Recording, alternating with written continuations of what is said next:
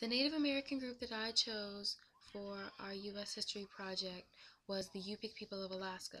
The word Yupik comes from the Yupik words Yuk meaning person and Pik meaning real or genuine. So the word Yupik literally means real person or real people.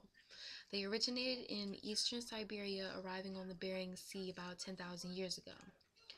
The Yupik Eskimo people were from their areas western and southwestern Alaska, ranging from southern Norton Sound southward along the Bering Sea.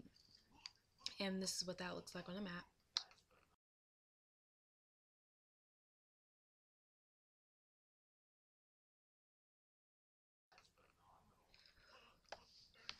The villages that lived on the coast, they relied on sea mammals, fish, shellfish, and the inland villages that lived along rivers, they relied on land mammals and other freshwater fish.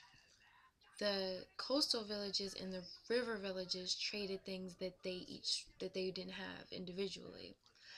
My coastal village would trade seal oil to inland villages, and inland villages would trade with them with moose meat and caribou and furs and stuff like that. They had a social ranking system. In their villages, your ranking was usually based on your gender or your own individual skill. Like successful hunters, they usually became group leaders, and women, their role was child rearing, preparing food, and sewing and making clothes and things like that. The Yupi people also created tools to survive the harsh Alaskan climate.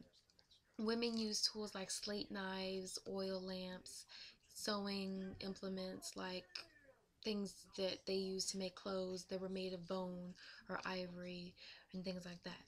Men, they used tools that were like associated with hunting, like ice canes, snow goggles, bows and arrows, and things like that. They also used clothes that were specially designed to be insulated for the cold weather while they were out.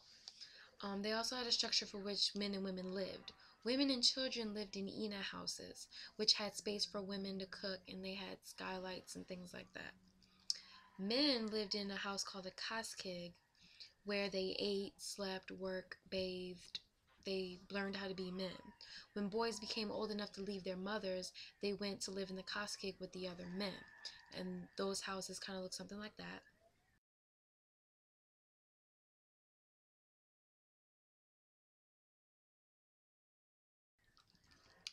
When the Ina houses and the Koskigs, they were very similar, except the Koskigs were twice as big.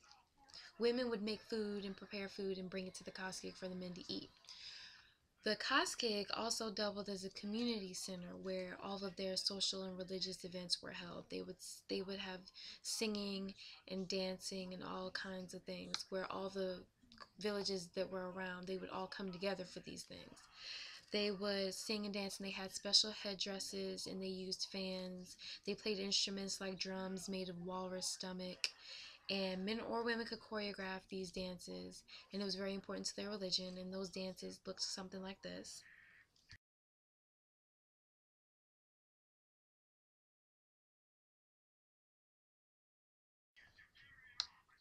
Yupik clothes were made of skins of birds, fish, marine or land animals, things like that, and those clothes looked something like this,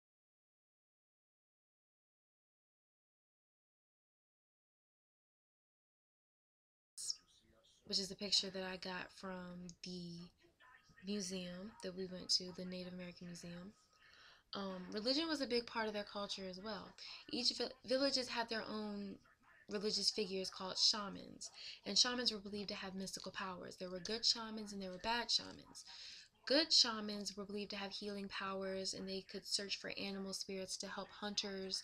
They also asked like the gods for survival necessities like driftwood or good weather. Bad shamans, they battled the good shamans for power. They put curses on people. They were believed to be able to kill people, and they just made everyone's lives miserable. And the Yupik, they believe that they have shamans now that still have those special powers. In their culture, each person is responsible for telling stories and passing them down from generation to generation to like teach moral values and to talk about their culture and things like that. The lack of contact that they had with the Western world kind of made it, since they're in Alaska, their lack of contact with like Western influences has made it so that their culture is pretty much the same, and it didn't really change a lot. And also their lack of contact with other people was it contributed to the fact that they didn't have a lot of wars or anything like that. They didn't have, they didn't participate in the French and Indian wars, and they just, they were pretty isolated from everybody else. But the staples of their culture, like their values that they believed, they believed in the leadership of their elders. They went to their elders for everything, and they did pretty much whatever the elders thought were best. They also believe in strong relationships with their extended family members. They believed in unity, being coming together as a community and living in harmony. They come together for their religious events, and they come together to sing and dance and worship together and things like that. But that's all that I have for right now. So that concludes my presentation on the U.S.H people. These are a few pictures that I took when I went to the Native American Museum and visited the U.S.H exhibit.